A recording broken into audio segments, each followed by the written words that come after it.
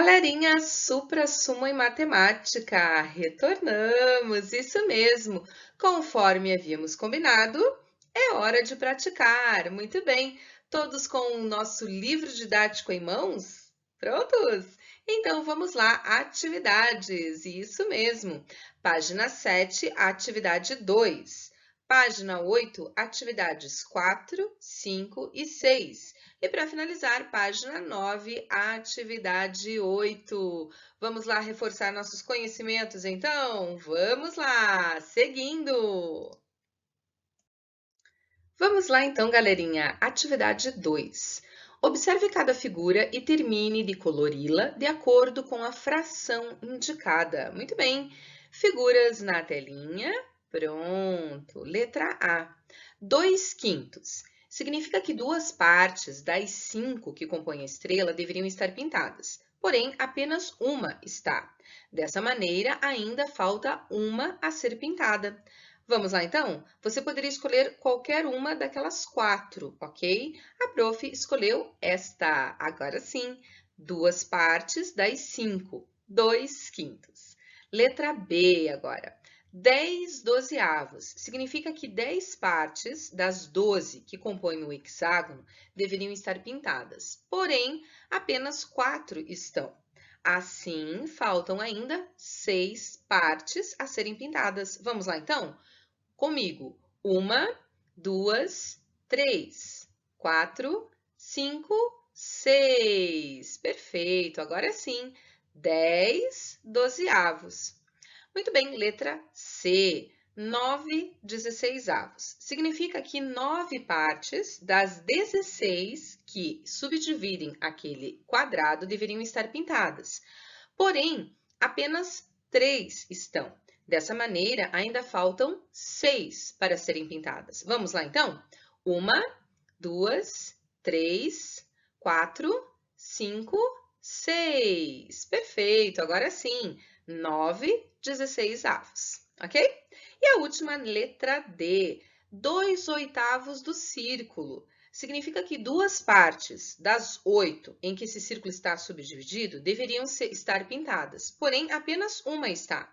Desse modo, falta uma parte a ser pintada. Você pode escolher qualquer uma daquelas. A prof escolheu esta. Pronto, agora sim. A fração 2/8 está de acordo com a figura do círculo. Perfeito! Tranquilo, né, galerinha? Partindo para a próxima atividade, então. Vamos lá? E agora, continuando com a atividade 4, complete a tabela. Na tabela, nós temos fração, numerador, denominador e leitura. Algumas dessas lacunas estão incompletas e nós vamos completá-la, ok? Fração, 5/6. Numerador, 5. Denominador, 6. Leitura, 5/6. Perfeito. Na segunda linha, nós não temos a fração, temos o numerador e temos o denominador. Numerador 3, denominador 100. Então, a fração vai ser 3/100. Ok. E a leitura dessa fração? 3/100. Perfeito. Na próxima linha, nós não temos fração, não temos numerador e também não temos denominador. Nós temos a leitura. 7/600 avos. Muito bem, dessa forma nós sabemos que a fração vai ser 7/600. Pronto! O numerador, então, vai ser o 7 e o denominador, 600. Ok. Novamente a leitura, 7/600 avos. Continuando. Próxima fração, nós temos 3/1000. Numerador, então, 3. Denominador, 1000. Leitura, 3 milésimos. Muito bem. E para finalizar, fração falta, nós temos o numerador 8 e o denominador 13. Dessa forma, a fração vai ser 8/13. Muito bem. E a leitura dessa fração, 8/13 avos. Perfeito, galerinha, super tranquilo, né? Seguindo. Continuando, galerinha, atividade 5.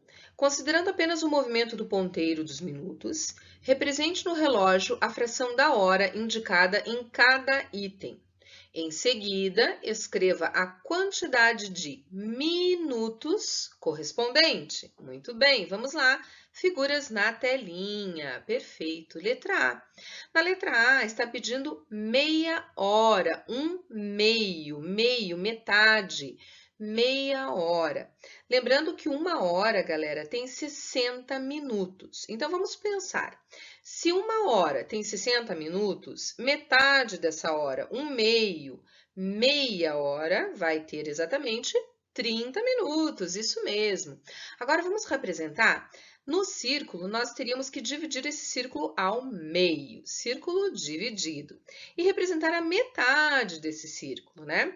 Repare também, galerinha, ali, ó, que de 12 até 1, de 1 até 5, de 1 até 2, de 2 até 3, de 3 até 4, de 4 até 5, de 5 até 6, cada um desses intervalos corresponde a 5 minutos. Nesse caso, se você contar ali, nós temos 5, 10, 15, 20, 25, 30 minutinhos. Perfeito! Ou você pode pensar também, se uma hora tem 60 minutos, eu posso dividir, no caso ali como está indicando a fração, eu quero uma parte das duas. Então, eu divido 60 minutos, que é o total, por 2 no caso, que está no denominador. 60 divididos por 2, 30 minutos, ok? Muito bem, letra B, 1/4 da hora.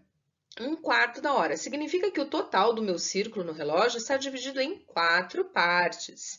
Muito bem, não esqueçam que do 12 até o 5, do 1 até o 2, do 2 até o 3, esses intervalos correspondem a 5 minutos, tá? Dessas partes em que o círculo do relógio foi dividido, nós queremos apenas uma parte, destacadinha lá, ó, uma parte das 4, muito bem. Essa é uma parte das 4, se você for olhar na questão do intervalo de 12 até 1, de 5 minutos, você vai já verificar que se tratam de 15 minutos. Pois bem, então cada uma daquelas 4 partes está representada por 15 minutos. Dessa forma, 1/4 corresponde a 15 minutos. Muito bem. Letra C, 3/4 da hora. Muito bem. 3/4 da hora significa que nós vamos também dividir o círculo do relógio em 4 partes. Perfeito. Dessas 4 partes, nós vamos agora destacar 3. Perfeito. Analisando lá a questão de 5 em 5 minutos, nós temos um total de 45 minutos. Perfeito. E a letra D, que é um pouquinho mais difícil de todas, né? Vamos pensar de uma maneira um pouco diferente. Imagine que agora nós queremos 2/5 da hora. Muito bem. Para nós dividirmos 2/5 ali, representarmos na realidade 2/5 no relógio, veja que nós vamos ter que pensar na hora como 60 minutos, não é verdade? 60 minutos é o todo da hora. E esse todo vai ser dividido em 5 partes iguais. Se for dividido em 5 partes iguais, então vamos representar lá. Da hora, 60 minutos, seria o todo, certo? Uma hora igual a 60 minutos. Muito bem. Então, eu vou pegar esses 60 minutos e dividir conforme o que está indicando o nosso denominador, de 2/5. Então, vou dividir 60 por 5. E o resultado disso vai ser 12 minutos. Muito bem. Então, significa que cada uma das partes que eu vou dividir vão contar com 12 minutos. Só que no caso, eu quero 2 partes de 12 minutos. 2 partes de 12 minutos nada mais é do que 2 vezes o 12. Isso representa 24 minutos. Assim, eu tenho que marcar no relógio 24 minutos. Cuidado! Veja que o intervalo de 12 até 1 compõe 5 minutos, né? 1 até 2, 5 minutos também. Então, eu preciso ter um total de 24. Vamos destacar ali no relógio? Olhe lá, cuidado, não vai chegar bem no intervalo do 5 ali, né? Ele fica um pouquinho antes. Dessa forma, eu vou ter nesse relógio 24 minutos, ok? Essa letra D realmente é a mais difícil. Seguindo. E agora, atividade 6. Em cada item, o inteiro foi dividido em partes iguais. Analise as figuras e os dados apresentados para completar as lacunas. Muito bem, figura na telinha. Perfeito. Letra A. Se 2/7 corresponde a R$ 140, verifique ali a figura representada, R$ 140, tá? Primeiro ponto, 1/7 equivale a quantos reais? Então, vamos verificar, vamos analisar o que aconteceu de 2/7 para 1/7. Então, acompanhem a flecha vermelha, de 2/7 para 1/7. Opa, nós tivemos uma divisão na realidade de 2 para 1, seria a mesma coisa como se nós tivéssemos dividido 2 por 2 e o resultado 1. 2 divididos por 2 teve como resultado 1. O denominador se manteve, não é verdade? Se manteve. Muito bem. Dessa forma, o que aconteceu para um lado acontece proporcionalmente na questão dos reais. Então, eu vou dividir 140 também por 2 e eu obtenho proporcionalmente R$ 70. Repare que na figura ali que está correspondendo a R$ 140, nós temos duas partes pintadas, das 7, não é verdade? Então, agora, na proporção, na linha de baixo, na linha de 1/7, nós temos apenas uma parte das 7 pintadas. Se duas partes representam R$ 140, uma parte, metade, representa R$ 70. Muito bem. E agora, de 1/7 para 7/7, ou seja, acompanhem a flecha vermelha, de 1 para 7 significa que houve uma multiplicação por 7. Então, 1/7 vezes 7 resultou em 7/7. Proporcionalmente, nas figuras ali, na questão dos reais, temos o quê? Uma multiplicação também. Repare, R$ 70 vezes 7 vai resultar em R$ 490. Verifique que a representação ali da figura, agora ela foi totalmente ocupada, totalmente destacada, né? Se uma parte representava R$ 70, o todo representa R$ 490. Tranquilo, né, galerinha? Continuando. Continuando, letra B. Muito bem. Se 3/5 corresponde a 1.500 pessoas, acompanhe o círculo, 1/5 corresponde a quantas pessoas? Muito bem. Vamos analisar então a fração 3/5 e a figura do círculo. Veja que na figura o círculo está dividido em 5 partes, o total dividido em 5 partes, das quais 3 estão destacadas. E 1/5. No desenho, nós temos o círculo, continua dividido em 5 partes, das quais agora apenas uma está destacada. Então, em ambas as situações, houve uma redução, não é? Então, vamos lá, destacando a primeira fração para a segunda, houve uma divisão. 3 divididos por 3 resultou no numerador 1. E no desenho também houve uma divisão, não é? 3 dividido pelas 3 figuras destacadas resultou em uma figura destacada, uma parte destacada.